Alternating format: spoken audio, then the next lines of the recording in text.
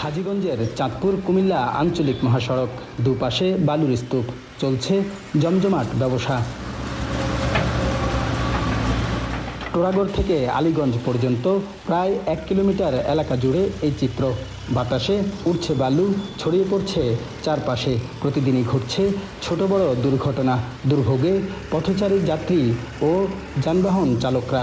তাদের অভিযোগ, প্রশাসনের অনুমতি ছাড়াই এভাবে ব্যবসা চলছে। আমাদের নিঃশ্বাস ফেলাতে কষ্ট হয়, মনে করেন বালুর সমস্যা হইতেছে, মানুষের ধুলাবালু ক্ষতি করতেছে।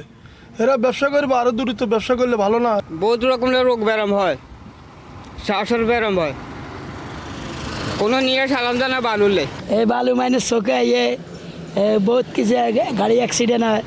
ব্যবসায়ীদের দাবি, সড়কের পাশে হলেও ব্যক্তিগত ও ভাড়া জমিতেই বালু রেখেছেন, তারপরেই করছেন ব্যবসা। জায়গা তো এগুলো মালিকানা জায়গা আছে, তারপর সিএমবি জায়গা আছে, কিছু আছে ভাড়া করা জমি, মানে ভাড়ারে নিছি ওইভাবে আর কি, মালিকানা জমি আর কিছু, কোনো অবৈধ কোনো কিছুই নেই। এ বিষয়ে দ্রুতই অভিযান পরিচালনার আশ্বাস প্রশাসনের। বালু মহালগুলো যেগুলো আমাদের মহাসড়কের পাশে অবৈধভাবে স্থাপনা করছে তাদেরকে আমরা এর আগেও চিঠিপত্র দিয়েছি ওটা সেখান থেকে সরানোর জন্য। তারপরেও আমরা এটার একটা আপডেটেড লিস্ট করছি আর কি। এই লিস্ট ডিসি স্যারের সাথে যোগাযোগ করে তাদেরকেও আমরা ওখান থেকে উচ্ছেদের জন্য ব্যবস্থা নেব। চাঁদপুর লক্ষ্মীপুর আঞ্চলিক মহাসড়ক সহ জেলার প্রতিটি উপজেলার বিভিন্ন জায়গায় এভাবে বালু ব্যবসা চলছে।